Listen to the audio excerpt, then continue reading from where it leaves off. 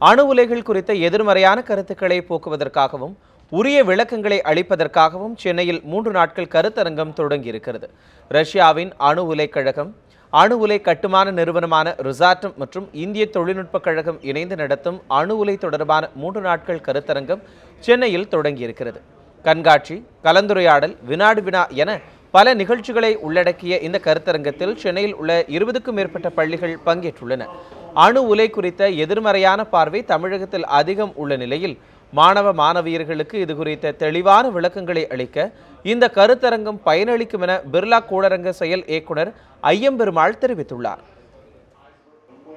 அணு சக்தினாலே நம்மகிட்ட ஒரு பயம் இருக்குது, ரேடியேஷன்னாலே ஒரு பயம் இருந்திருக்கு. ஆனால் இந்த ரேடியேஷன் நம்முடைய மனித வாழ்க்கைக்கு ரொம்ப உபயோகமுள்ளமாக இருக்குதுங்கிறத குழந்தைகள் தெரிந்து கொள்ள வேண்டும். அதே நேரத்தில் அவர்களுக்கு அணுசக்தி எப்படி உருவாச்சு அதை பற்றி உள்ள தகவல்களை அவள் தெரிந்து கொள்வதற்காக 3 நாட்கள் கண்காட்சி, ஓவியப் போட்டி, வினாடி வினா போட்டி போன்றவை நடைபெறுகிறது.